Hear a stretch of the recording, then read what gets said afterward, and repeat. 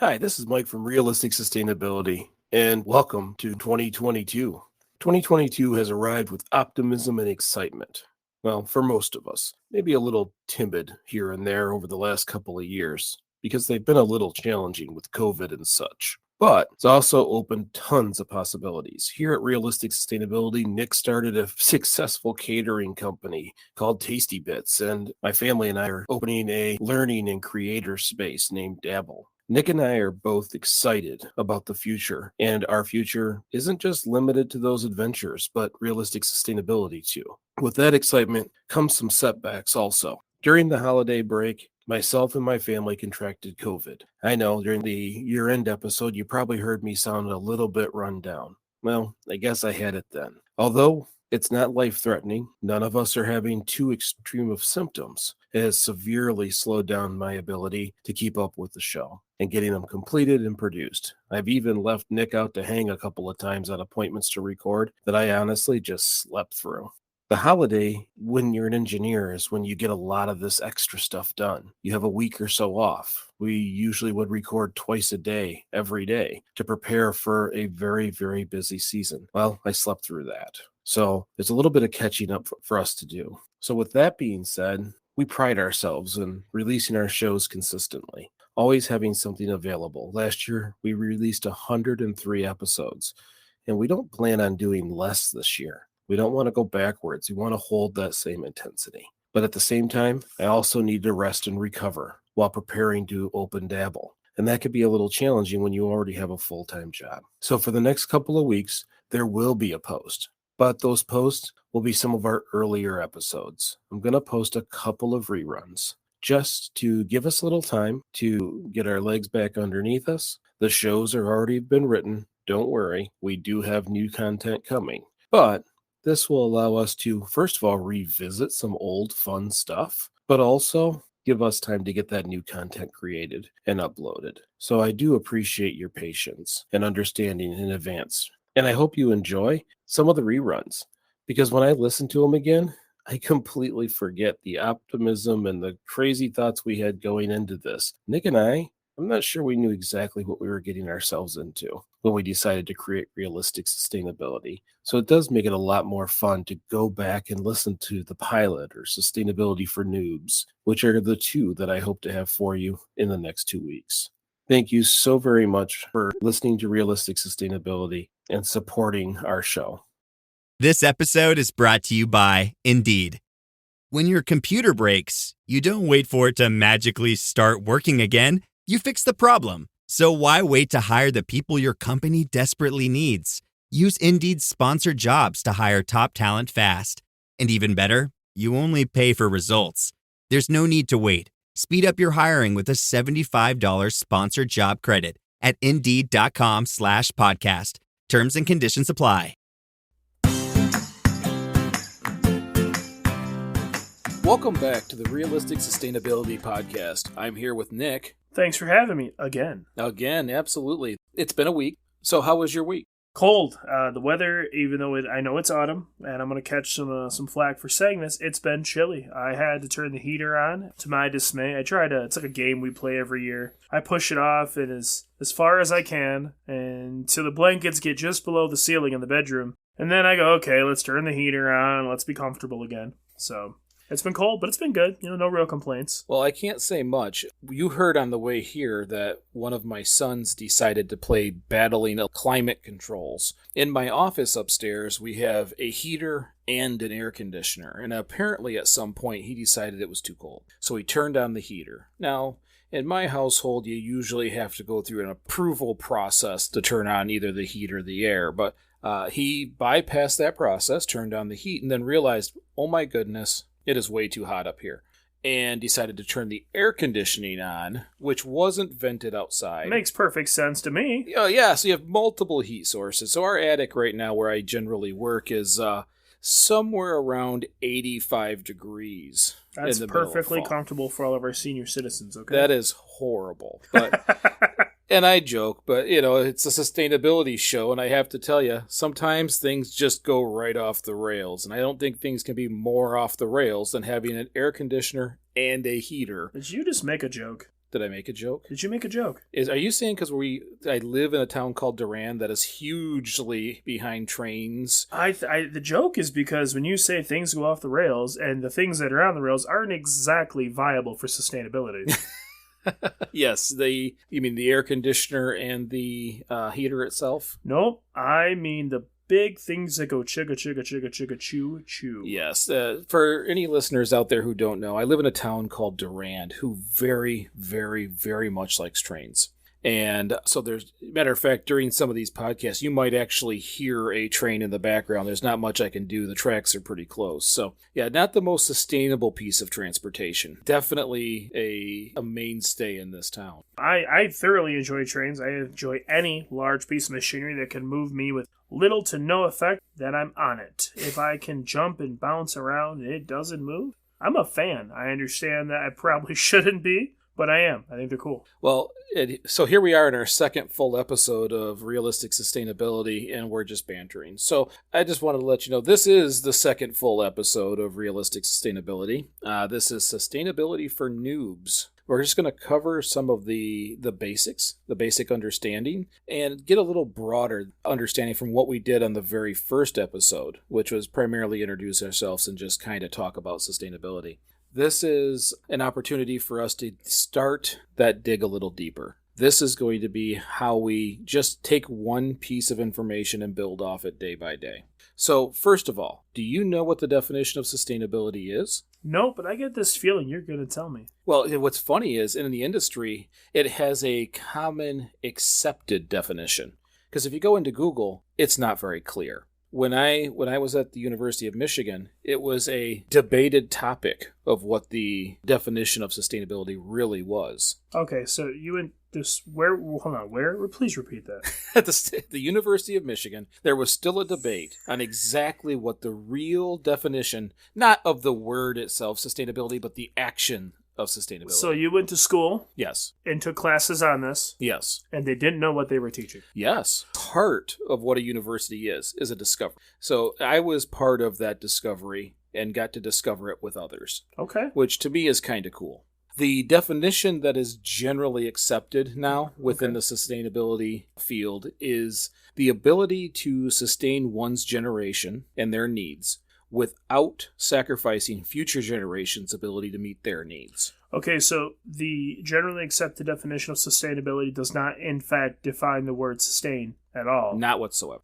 So they could just say the ability to sustain and keep it as vague without helping people understand what it actually means. Because when you say sustainability, and I'm Joe Ignorant over here, I just kind of take it as a way to make things last, to renew them and move forward without any long-term negative effects. Well, and I'm going to steal a quote from one of the books I love, which is Cradle to Cradle. Sustainability takes forever. It's kind of the point. Nice. You like that. See, that's cute. I'm telling you, it is the reality of it. The concept of sustainability is to make sure you never run out. What this definition that the community came together and decided that maybe not the dictionary word sustainability, but the movement itself is based on is not taking from the next generation. Well, another class at U of M, something that was constantly told to the class was economics success is based on mortgaging the future. So for an example, companies cannot lose. They have to gain quarter after quarter. And it doesn't mean that they've lost money. They've lost gains.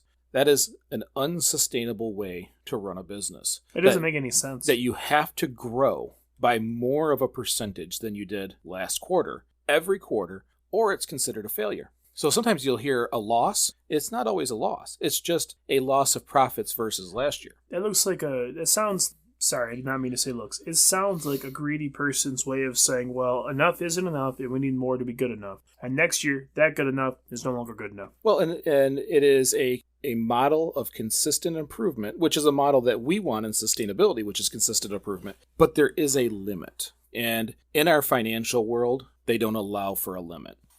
So what happens is we start to mortgage the future of other generations' abilities to meet their needs. So that is one of the conversations we had also. And that's what this addresses, is that you have to do what you can do with what you have without taking from those future generations, which we are already doing. So for an example, let's look at the world globally. Okay. Would you say this Earth and the people on it are functioning sustainable? No. Okay, why?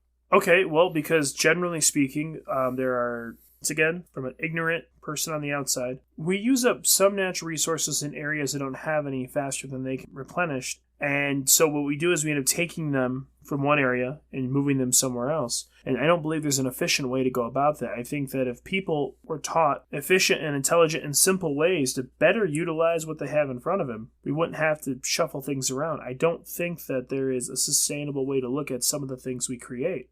They take automobiles. You were joking around about, like, this is the second time we're doing this. Same decent day. We could have walked. We didn't. We did. But I have 3 cars. You have 2. 2 for each household makes sense. 2 working people, 2 different careers, the need for 2 different vehicles because neither job is local. Within reason, you work out of your house. But well, that's a new thing since COVID. But the requirement allows us to kind of justify needing that.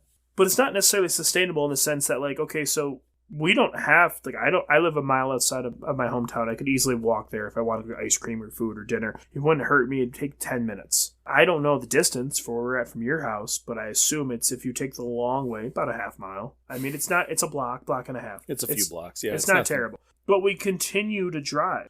And if you continue to do things you don't actually need to do because of laziness or the desire versus the ignoring the necessity, then we're going to use up more than what we really have, in my opinion. And maybe I'm just kind of putting words together here, but I don't think it's sustainable. Well, when you talk about global sustainability, the first thing we all go to is materials. Yeah. We use way more wood than we can possibly grow. It's easy to say we use way more oil because it takes millions of years for the earth to produce it. So the earth just has to do a better job. I got it. Right. It is just not efficient enough for the rest of us. But, on a global scale, there's a lot of sites that you could go out there and type in all these numbers, and it tells you how many Earths it takes to sustain your actions.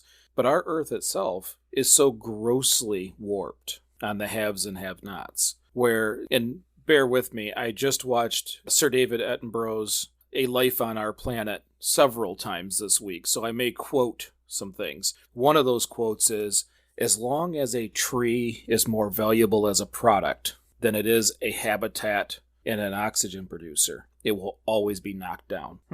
Yeah, I agree with that. And our global mindset is, get it while it's got. And anybody else who's watched that fantastic documentary has learned that the amount of forests have been just devastated in one person's lifetime. So that's just one generation. If what was 70% of this forest space is now 25%, there isn't a third generation with trees. That's agreed. I agree with that. Or at least trees with habitats, because we replace them with kind of a sterile environment of palm oil trees and perfect rows where nature doesn't create a home in there. So globally, I don't think there's any question that in the current economic status, we are not a sustainable planet. Well, I don't think so. I think that most of, like, when you look at nature, when you look at the world and the country we live in, we are fortunate in this state to have a lot of, I'm not going to say unexplored area because we know what's there. It's been explored. We know what's in the UP and we know what's in most of lower Michigan. But it's uninhabited. We have a lot of area in this state alone that is just kind of natural. It's the way it is. We have a very, very beautiful state. Living here my whole life, I always hated it. I couldn't wait to get out. But as an adult, when you look back at it, like, it's stunning to be here. The nature here is gorgeous. We're lucky in Michigan. We have the lakes, we have the forest, we have a lot of places that are, I can't say untouched, but they are not visited very often. We have a lot of state forests that are protected. The wildlife in those forests are protected. We have a lot of very well-respected areas. Yeah, and we have a state with a tremendous amount of hunters that respect that space. Absolutely.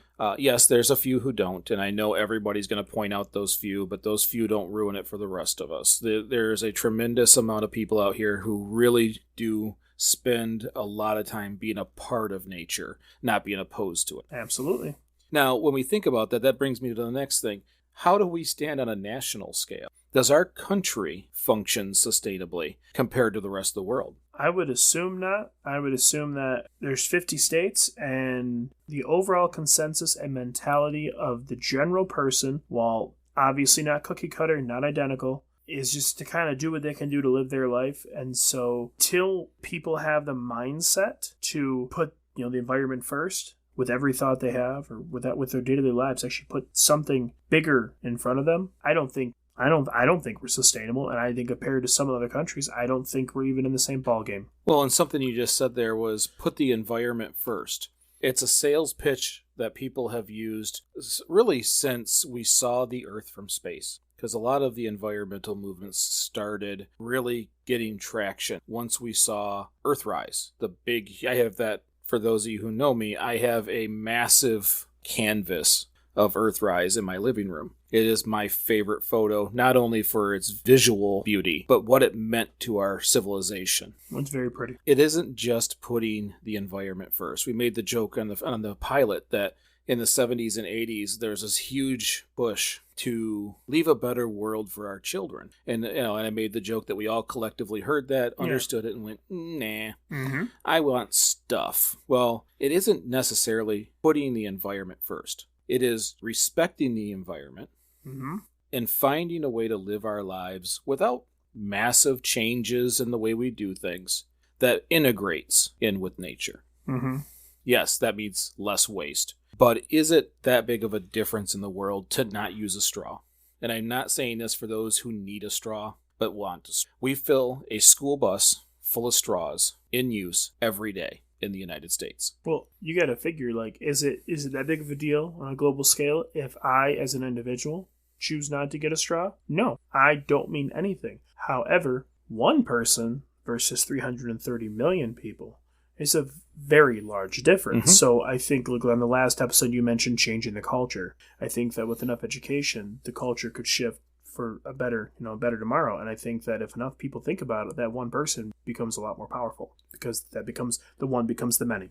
Yep. I can tell you currently, nationally, obviously we're not. So we are a large nation of consumers. Of course we are. And right now, unfortunately, a large nation of consumers does not function in a sustainable model. We are a consumer culture. It is patriotically sound to buy things you don't need or want. It is, oddly enough, unpatriotic. Or, I'm going to tell this story right now. I tried to do an advertisement for Greening Your Life on Facebook. We have a Facebook group, a Facebook page, a book coming out, and Facebook rejected my ad as too political. The ad itself said absolutely nothing about politics. Matter of fact, the ad itself is just the About section from the site. Okay. And all it was, a community or group of people looking to better their lives in a sustainable format. But you would almost... Someone could argue, or not argue, but I guess argue in our favor, that to consume is almost borderline the opposite of sustain. That in a consumer population, a consumer way of living, we are doing, not intentionally, mind you, but the opposite of what we should be doing. And when I say it like that, is no one wakes up every day going, you know what, today I'm gonna give the earth what for? I'm just gonna waste as much as I can. No one does that. Right. I hope. But I took my daughter out to lunch yesterday. We went to, there's a new restaurant in Clio, and they brought us straws, and I opened mine up because I know that once it's at the table, I know what happens. I might as well use it. Right. I opened it up, put it on my beverage, and she said, no, I don't need it, and she threw it to the side. And then I proceeded to lecture my 10-year-old daughter on, well, it's already here, so we have to, this is the reason, this is what happens, blah, blah, blah. Then take it home so you can use it when you need it. Essentially, yes. So we had our meal. We had a good time. And at the end, the server asked us if we wanted any to-go beverages. Rosie, to my pride, yep, and I already have my straw. And it was the cutest thing I've ever seen. She was adorable. It was perfect example of, they already brought them. It's a single-use item. It's a single-use item that gets disposed of whether or not it's used. Yeah, that's one of the worst. The only thing worse than a single-use item is a single-use item that gets no use. Yeah, well, that's exactly right. We talked about that in our first episode, and that that made a dent on me. I explained that to her. I gave her that pretty much that whole. I'm going to call it a speech. I lectured my child on process it takes to get there, and what it means for that one straw, and I equated it to her with, plastic grocery bags. So I was like, well, what do we get at the grocery store? We get bags. What do we do with the bags? She goes, well, we usually use them as trash bags. I was like, you're right, we do. After it's done, they go in the trash can in my bathroom because we have them. We need to get as much use out of them as possible. And then when they are thrown, when they're disposed of, they serve that other purpose. Like, I don't just want a single-use item if I can't avoid it. Mm-hmm. And it was weird to get a rejection from Facebook as it being considered a political hot point. I mean, granted, it is a election cycle period, but nothing in this had anything to do with politics, didn't show anything about politics. The only connection it had was it violated the standard consumer culture. Okay. Because even though, you're right, you use those bags a second time, but it's not just that you use the bags, you didn't buy a trash bag liner. Mm-hmm. When you reuse something, you're taking something that you would have bought, spent your money on, and you're no longer buying it. So that's a reduction in sales somewhere in the sales universe. And it was just so weird to find out that something as normal as Facebook was making me fit into a different kind of hole. I couldn't advertise it under sustainable or sustainability or sustainable energy. I had to advertise it as gardening, canning, the individual actions that we do anyways. So things that are sustainable. I could use the action. But the word was scary. The word was a controversial topic. Okay, Mr. Naughty. But it's how funny that to know that not buying something is a rebel act. Or remember Bush after 9/11, if we don't go shopping after this, the terrorists have won. I think that in our, I don't want to get too political on this, but or I think not that, at all. Huh? Or not at all. Yeah, let's not do that at all. But I think that as a consumer, in a consumer or a capitalist built society, I think that shopping is a necessity within reason, but I think it's a necessity for necessities. I think there's too much I want in our day-to-day lives. And so you mentioned the trash bag liners. Okay, so it kind of seems kind of pointless to go, I didn't buy that $7 bag, $7, 50 bags. It seems like, what kind of difference is that going to make? It makes a lot of differences. $7 may not be a ton of money, but if you don't spend $7, let's say every 2 weeks, or every month, it's $100 a year almost. So you've saved $100. You could put that towards something else. And not only have you done that, you've reduced your actual carbon footprint by wasting less in your day-to-day life. And the way I'm wording this probably makes it sound a little scarier than it's meant to. I mean, it doesn't really take any effort or thought to go, I need a trash bag, grab a little thank you bag from the Kroger and throw it in there. It's not like it's a rocket science. No engineer is going to be like, what, this diametrically, this fits perfect. It's not like that. It's, I was raised in a household that it's what we did, and as a child, we didn't have Tupperware. We had what's in the country crock container today. Right. Open it up. Hey, it's mashed potatoes. Excellent. Once in a great while, you actually found butter. And we talked about that last week about, our grandparents. When Grandma died, I got a whole collection of Land O'Lake, or Blue Bonnet butter containers. And you can use them over and over and over and over until they start to fall apart. And you don't buy Tupperware and you don't buy a lot of other things. If you don't microwave them, they don't fall apart. Honestly, yeah. So, but then you also have, for an example, my wife, why are we saving these? We have nice Tupperware from the wedding. Mm-hmm. Well, it stays nice. It lasts longer because I'm using a handful of butter containers. But if we don't use them, they become useless. I agree. I would argue from, I guess, the devil's advocate here. I am not opposed to saving that kind of stuff. The one I do are ice cream buckets. I save those. I'm a fat person. When I buy the gallon of ice cream, I like that bucket. I do save. Mm-hmm. From a sustainability standpoint, it would make more sense once you already have the butter container to not buy it again and just buy butter and put it in the container. Yep. And just reuse that plastic container. We do it with, so I eat a lot of ice cream, and I do buy these small containers of ice cream. They come in a hard plastic cylinder with a screw-off lid. That's our standard butter container. Once the ice cream's gone, it's washed, and it's a nice reusable, it's very nice. And we put butter in that. It sits on the counter all the time. Or, like right now, we've got a large Pyrex glass bowl that's got 4 or 5 sticks of butter on the counter with a lid so they're nice and soft. Because I didn't want to buy it in a plastic tub. We already have enough single-use plastic stuff in my kitchen. We, to my wife's dismay, don't have enough really nice Tupperware containers, really nice reusable containers, so we do save those. If you open the cupboard on a day where we just did all the dishes and we haven't cooked a lot, there's a good possibility you're going to get buried with those things. But they come in handy and they're functional, and why throw them away if we don't need to? And it's really hard, at least where we live. Mm-hmm. Hopefully some of you listeners have, more progressive cities that you're in, but it's hard for us to find a place where we can just go refill some. Yes. we have a farmer's market in Lansing named Horrocks. It's absolutely beautiful. Amazing place. They've added all this self-serve coffees, teas, spices now. There's a lot. You pick your own fruits and vegetables. You're not doing that store justice. I'm not.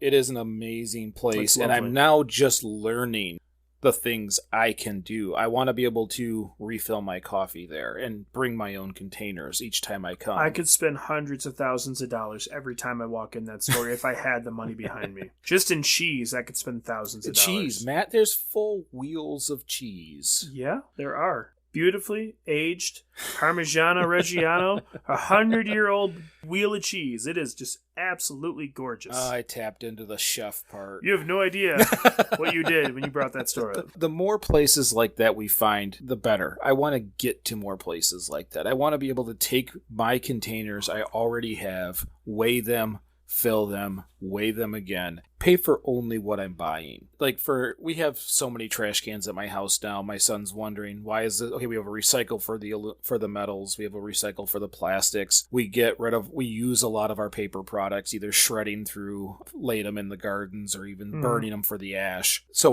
when we take the trash out, there's a lot less trash. Mm-hmm. And I'm hoping that as more and more stores allow for this purchasing, and granted, we live in a COVID world right now, that is very difficult for safety reasons. People bringing their own, I can't even bring my own bags into a grocery store right now. And I acknowledge that and I understand. But it is the direction we have to travel in, because the plastic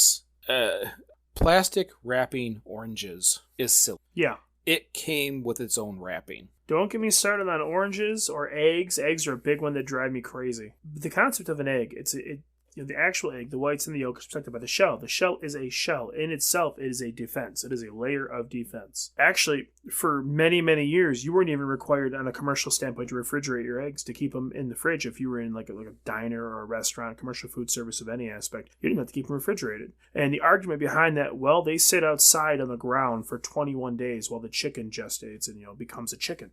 So if they sit outside for 21 days and something alive hatches out of it, should be fine in your air-conditioned counter. Right. Same thing with oranges. Any type of citrus fruit's got that real thick rind on it. That's protection. It's beautiful. Yeah. Nature finds its own defenses. It has had millions of years to figure this out. Mm-hmm. And us throwing a layer of plastic over everything is just our own ignorance in many ways. I agree. One of my favorite things, I'm sorry to keep interrupting you. One of my favorite things about shopping at Aldi is that you encourage to bring your own bags. And if you don't, you can purchase bags there, or they have boxes that you can fill with stuff. They don't have actual plastic thank you bags. So every time we go shopping at Aldi, on top of having pretty decent produce and meat, we just take a bunch of reusable 31 tote bags, and that's what we bring our groceries home in. Mm-hmm.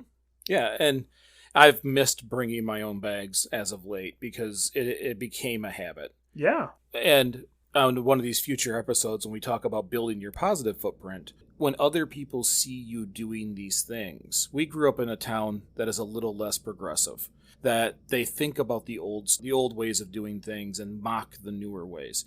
When other people start showing up and doing the newer things, it quiets that voice after a while. I agree, but I would like to add that I think the biggest thing that I would like to accomplish with any change that I consciously make outside of the effects it has on my day-to-day life is I'd like to invoke thought. I would like to have someone see me or my wife or my children do something, go, why are you doing that? And so we can explain it, not to preach it, not to chastise or lecture, but just to say, well, I don't like having this much garbage, and using this allows me to cut back on my waste. I think personally that if enough people just kind of do a couple easy, simple things, overall, the accumulative effect would be great. Yeah, it's funny because the sustainability for Newbs really boils down to conversation. Yeah, absolutely. All I really want people to do is stop and think for a moment before they do it. It doesn't mean you don't get the things you want. It doesn't mean I can't buy this carpet because I know how much energy's in it. It doesn't mean that I'm going to sacrifice every little thing and go live in the woods with a camper. It means I'm conscious of the decisions I'm making, that if I buy this carpet that I know takes a tremendous amount of energy and I'm covering beautiful hardwood floors and I'm making that choice, I take very good care of it and it lasts my lifetime. If I make a decision that I know violates my own standards at times, that I make sure it lasts forever. It's one of the things where it's the juice worth the squeeze. So if you are going to consciously make a change that's going to make your life maybe a little harder, or it's going to kind of cause more of a ripple effect, you thought about it, you've accepted it, and you're going to do it because it's what you've chosen to do. But you can't do that if you're not educated. You can't make that decision if you don't know. Well, and after watching the Netflix series that I just told you about earlier, I've decided to eat a little lower on the food chain. We eat less beef in the house now. If we have beef, it's smaller portions, larger meal. So other items, we add a salad to it. I've found Brussels sprouts to be kind of really delicious. Tasty. Now that my wife has cooked them and not me, they're just delectable. So we can have a lot of that. We can have a lot of broccoli. I like these things, and have a smaller portion of steak. I can eat lower on the food chain. So I think I'm going to ruffle some feathers with what I'm about to say right now. The meat and potatoes mentality that is ingrained in the American blue-collar Midwest DNA is completely backwards, and that you are learning right now what they used to know 100 years ago, that you have to have a certain balance, like actual balance in your meal. Now, this is where the feather ruffling comes in. We don't need that much protein. You don't need meat every day. You don't actually need meat at all. It's delicious, and I love it, and if anyone that has ever seen me knows I like to eat, and there is nothing that I like more than a big, fat, juicy steak. I think they're delicious. I love them. It is one of my favorite things. But at the end of the day, does the average human need to intake 16 to 20 ounces of beef per meal? It's Not a pound. even close. No, and I'm speaking as a person who does that. Not every meal, but if I go out to dinner and we go to a steakhouse, I get the big ribeye, or I get the biggest New York strip they have. I'm eating 20 ounces plus of beef, plus sides, plus bread, plus this. I'm eating thousands of calories of food that I don't need. I want it. I'm a glutton for it. I don't need it.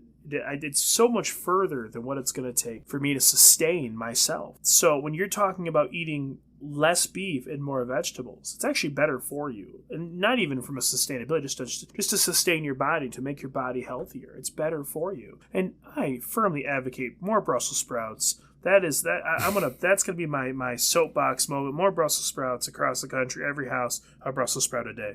Well, the purple cabbage. Oh yes, absolutely, it's delicious. Shaving cabbage. That up, mixing it in with my greens. All of this is new. Like I before any of my education, it was primarily Stofers, and it's disgusting. Dry. Anything else, everything I cooked was dry. Everything now I'm trying to make things, and you told me better food comes from better ingredients. That part's true. Going back to Horrocks, bought all these things, and the food was absolutely better than going to the restaurants by far. And we're able to eat exactly what we want at the portions that we want at a third of the cost or less. And it is absolutely fantastic. And I've been okay thus far with reducing that meat intake. Okay, so you maybe just kind of think of something. You talk about better food, and we talked about, I did say better ingredients. You just said better than a restaurant, okay? Now, that is a drop in the bucket of truth for where we're at. So the place we live, Mid-Michigan, I love this state. The state primarily economically built on the automotive industry. Now, what I'm going to say, ruffling feathers all over. Here we go. Is the chef in him again? Oh, nope. This is the jerk in me. The people that worked in the automotive industry, and I'm not knocking them, they had a certain way of living. And obviously not everyone. This isn't going to apply to everyone. But there was a lot of those guys who needed quick, cheap meals in between shifts at their factory jobs. Tons of factory jobs, mind you. And so you've seen an explosion in the Midwest of these small, greasy spoon diner restaurants that serve really fast, out-of-the-bag crap food. Now, I'm not saying that I'm above that. I'm not being a snob. I do eat it. I love jalapeno poppers as much as the next guy. I love hash browns. I love waffles. I do like to eat. However, if you, as a person, as a consumer, can go to the store and very cheaply produce a much superior meal, then why would you go and spend your hard-earned money on something that you're just not happy to eat? If it's not just an outing, if it's not an experience of some kind that my wife wants to go and experience, there's no reason to anymore. We cook it at home. Well, my thought process is that the whole premise of a meal is, and I think I'm quoting a movie called Kate and Leopold from the 90s, a meal is for reflection. When you sit down at the end of your day and you have dinner, what do? You talk about your day. And if you haven't seen your significant other for a good portion of that day, whether they're at work, you're at work, that's generally where the conversation derives, or about your kids or school. Like, you're meant in that moment to enjoy each other's company. It's a lot easier to do when you're eating something that's absolutely delicious. Now, I'm not saying that every single person should be a trained chef. God knows if there were more of you, I wouldn't have a job. But I do think people should take a little more time to understand where their food comes, what it takes to get it there, and that better food means better ingredients, and better ingredients mean better food. Now, it takes a better cook to make great meal out of bad ingredients. But when you watch the success of these businesses, and there's a lot of them, it doesn't really say a whole lot for the future. Talk about sustainability. I'm talking about sustaining the food industry in this state. It doesn't say a whole lot for the possibility to have a nice restaurant. So when you can go to a Greasy Spoon and get a really bad meal for $6, no one's going to want to go to a nice restaurant and pay $12 or $14 for a nice meal. And that's not even really out of the realm of possibility, and it's not really all that much. I'm a person that I will go spend a couple $100s to take my wife out to a beautiful meal because it's perfect and it's made from scratch by someone who loves what they do. That's not sustainable in the long run for my finances. Right. But for my body deserves the best, and so does everyone else's. You deserve to give your body the best chance of succeeding. Sustainability happens in so many different aspects of life. Here we talk about the food, and the health that comes along with it. But that's water quality, air quality. Sustainability isn't just the materials we use and the waste we reduce. The wife and I just took the kids to like a Halloween experience. And as you were talking, I thought of one of the waste scenarios. They had these huge cannons set up with air pressure, and it was shooting apples at a target. And that here we are in Michigan where apples are in abundance. And it's not like you can't use an apple if it's flawed. You can't sell an apple individually if it's flawed, but we make applesauce and apple pie and all these other things. There's more uses for ugly apples than pretty ones. Right. For sure. Here I was standing at this event knowing that there's places even in Michigan where people are starving. Mm-hmm. And we're firing perfectly good food as a projectile. Yes. At targets. Mm-hmm. Sustainability is something that you start to see it in all these different ways. And every time you look at something, you'll catch yourself maybe even being a little appalled by what you're seeing. It's not like that stuff's just going to sit there and rot. It is not helpful other than for entertainment. Could we have put something else in there? Could we have not had that event and had different events? There's a lot of different things. Sustainability isn't just materials, health, food. It's how we operate in life, our mental wellness. It is, do we cook our own food so we know what goes in our body? Do we grow our own food, or at least some of our own food? So when we think of sustainability, there isn't a limit to where it fits. No, I agree with that. It's no secret to, like you've mentioned it a number of times, and I'll talk about food a lot, but I do work in food. And so you talk about things that appall you. I had a moment 2 days ago. I stopped at a gas station for fuel. So everyone knows what a gas station looks like. You pull in, gas pumps. Generally, there is a trash can. On the other side, there is usually another trash can or a little thing where you can wash your windows. This particular gas station had pallets of bagged apples. Deer bait, can't call it bait, but deer bait, of these beautiful, and let's say there was 25 bags per pallet, one pallet at the end of each gas pump, and most of the apples were stunning. I mean, these were not B apples. These were beautiful apples. Yeah, but aren't they the bitter ones or the crab apple or whatever it is? No, these were Cortlands. These are Galas. These are Fuji. These are beautiful.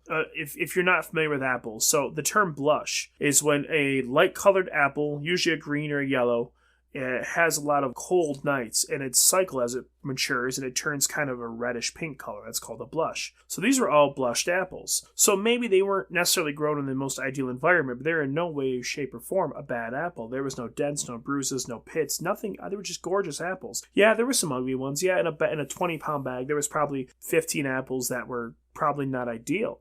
But these were just beautiful, beautiful pieces of fruit. And as for the bitter ones, bitter apples serve a purpose. You don't bake with the sweet apple. You bake with a bitter apple. A bitter apple actually has a deeper flavor. It's just not sweet, so no one wants to pick it up and eat it. Well, that's why you add sugar. When you take those bitter apples and you add your sugar and you cook it, it's got a gorgeous flavor. But here we are. I'm sitting there pumping gas, looking at all these, these things that are just. Truthfully, I'm going to quote another movie. In the movie Burnt, it says, God created the apple and the oyster, and you can't improve recipes like that, but it is our job to try. There's nothing more beautiful than a perfect piece of fruit in terms of flavor, and it came from nature. No one cooked this.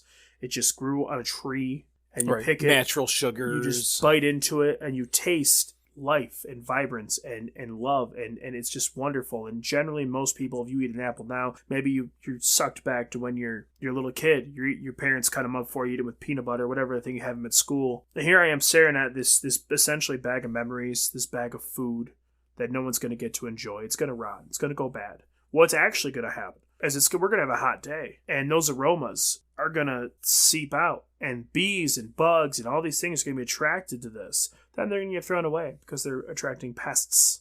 Right. Well, and then it's a total waste. And it's not even, maybe those were good apples that were just too small. See, that's one of the things I like about when I go to that other market. They now do everything by the pound. So it doesn't matter if it's you at a restaurant or me as an individual consumer. Mm-hmm. I can kind of look through for the size cabbage I want. The small one is okay for my household.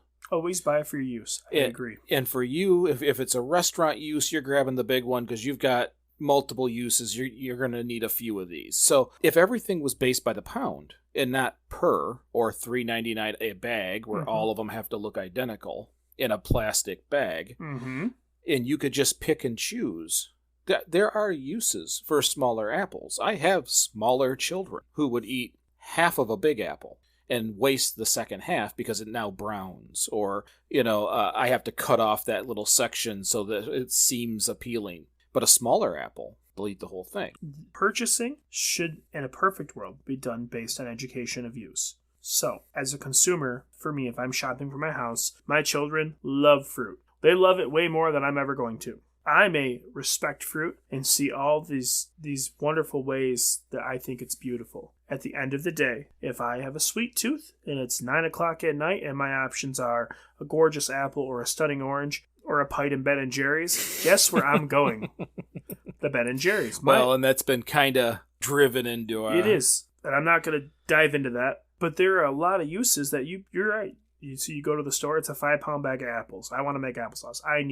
This recipe calls for 1.5 pounds, but the smallest bag they have is 5 pounds. Am I going to make 3 batches of that? No. So now I've got a bag of fruit that's just going to sit there. My children will eat it, so it gets used. It really does. But if I was able to purchase based more around what I actually need and what I'm going to use versus what I have to buy, I think it'd be a little bit better in the long run. Well, I caught myself, and I'm going to move us on after this, but for the longest time, we would sit there and make these dinners for the kids, and there's always something on the plate. Kids are going, I don't want that, I don't want to eat this, I don't want to eat that.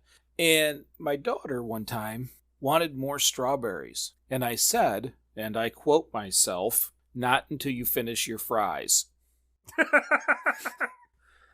And at that moment, I went, wait, your father's not very intelligent. Throw the fries away and have as many strawberries as you want. And from that point on, I realized when we built this thing around dinner that if there was an item someone didn't want, they could substitute it with another item from the table. I can cut up green peppers. I can cut up red peppers, strawberries, plums, all kinds of things. And it's a side. Yeah. And I can skip the flavored packaged rice or noodles with too much butter and Parmesan. I can skip the filler with nutrients. Yeah, and not only can you, but you should. Because No, I'm serious though. Like, on top of it being healthier and better, if you go to the grocery store and you spend $300 on groceries for a family of 5, that's not uncommon for 2 weeks to 3 weeks. It's a lot of food, but you're a lot of people. So you're packaged a filler, your rice, your barley, your rice-a-roni, your Uncle Ben's is going to be just as good on day 1 as it is on day 5,432 sitting in that shelf. But those strawberries, those blueberries, those gorgeous apples, those wonderful pieces of fruit aren't going to last very long. So why not let your child enjoy them? Why not let them eat them as much as you bought? Because otherwise your money's going to get thrown away because for the sake of the French fry. Yeah. Yeah. And you hit a point that we're going to have to talk about in a later show, which is all this super cheap stuff that will last forever, or higher priced items that are good for you that have a finite shelf time. I would like to do an entire show on food. Yeah, I assume we're going to end up doing some shows on more than just food in general, but like sections of food topics. We're going to use that. Yeah. But I'm going to move us useful. on.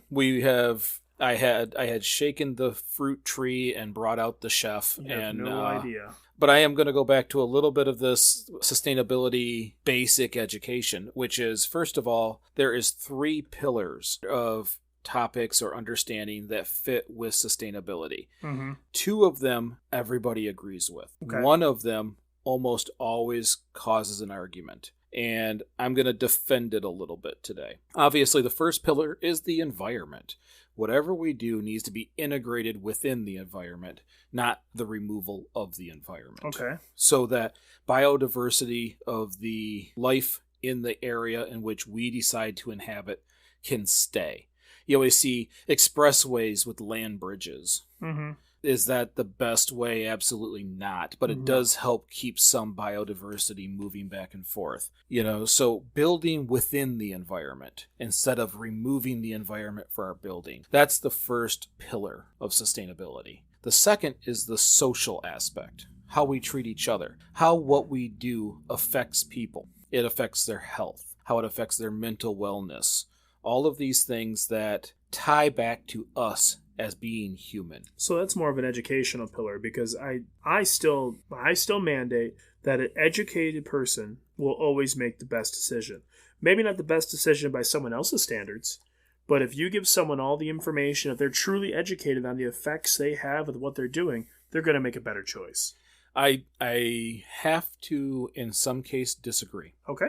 And I do that because we watch corporation after corporation ran by person after person do egregious things or agree. Make decisions knowing the risk. I'm not going to get on it right now, but I guarantee I will talk about the Flint water crisis and my experience in that and the decisions made that directly affected so many people. I agree, and when we talk about that, I'm going to push this point that I am referring to the average blue-collar person, not a money-laundering, greedy corporate executive. And that's where this is going to end.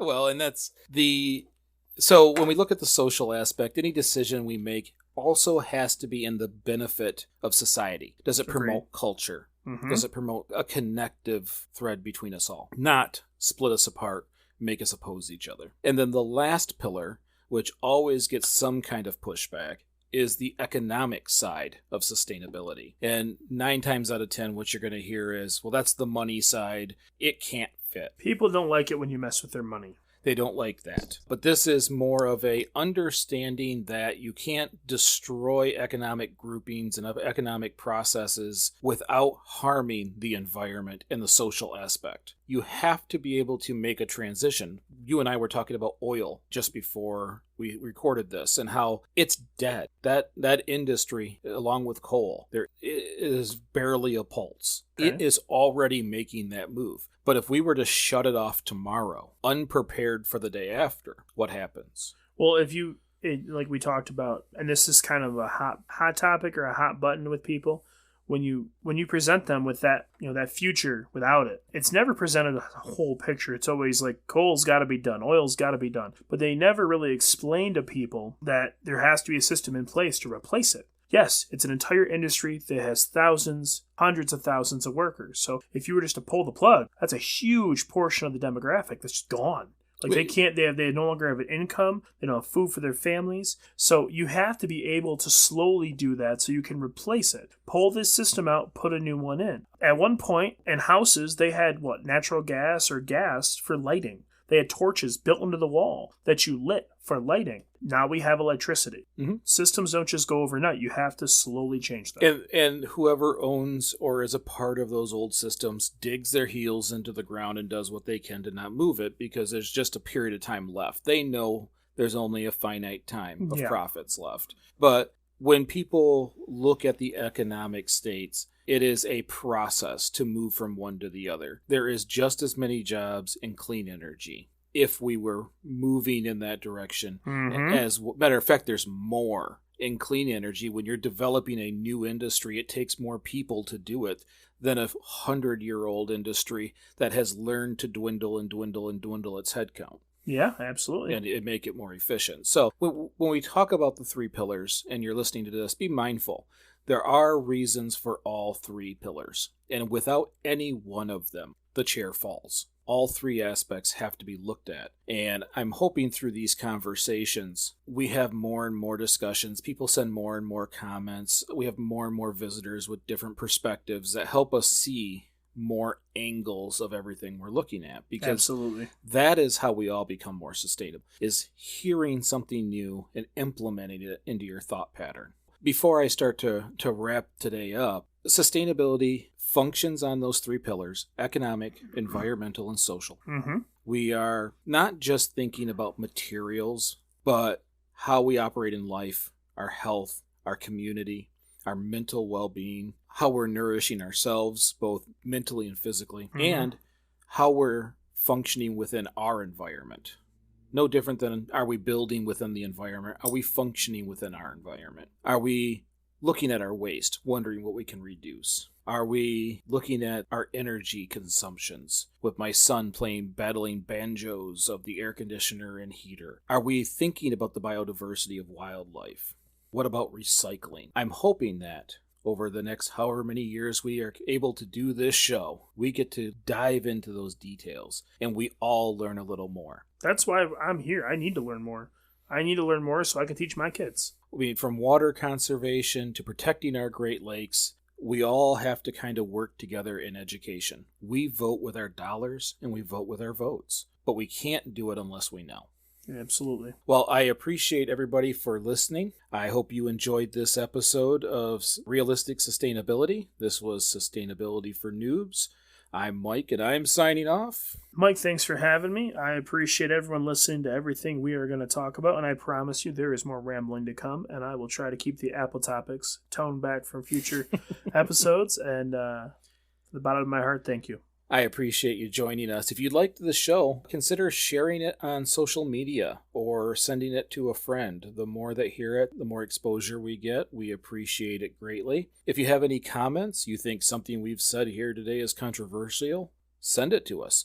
You can send it to the contact us of greeningyourlife.org, or feel free to leave a review in your favorite podcast platform. Again, I appreciate your time, and we'll see you next week.